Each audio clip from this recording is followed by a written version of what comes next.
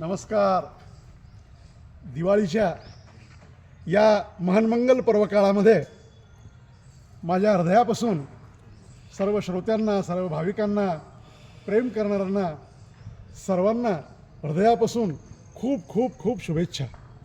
सज्जन हो, एकादशीचं महाव्रत पूर्ण करावं आणि द्वादशीला गायगोऱ्याची बारस म्हणजे वसू बारस या निमित्तानं गायीची आणि गोऱ्हा म्हणजे वृषभ बैलाची कृतज्ञतापूर्वक पूजा करावी.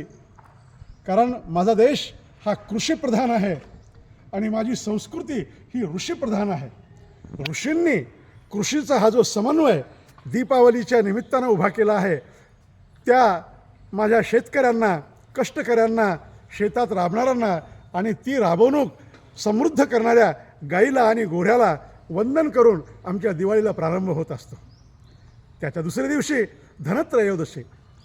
धन समृद्ध व्हावं, धन समाधान देणारं व्हावं, अशा धनत्रयोदशीनंतर पुन्हा पापमुक्त करणारी नरक चतुर्दशी, समृद्ध करणारी पाडव्याची पूजा आणि त्यानंतर बहीण भावाच्या प्रेमाचं उत्कट स्वरूप असलेली भाऊबीज. या सर्व आनंद कल्लोळामध्ये आपल्याला सदैव आनंद मिळत राहो ही प्रभूचरणी प्रार्थना करीत असतानाच एक मनामध्ये विचार आहे की या सगळ्या प्रक्रियेमध्ये पणत्यांचं काय काम आहे, दिव्याचं काय काम आहे, दीप प्रज्वलन कशासाठी, दिवे लावणं कशासाठी. तर सज्जन हो, धर्मशास्त्रामध्ये जिथं जिथं दीप शब्द आला आहे तिथं तिथं ज्ञान शब्द आलेला आहे, अर्थ त्याचा ज्ञान आलेला आहे. तर आमचं जीवन ज्ञानानं उजळून निघावं.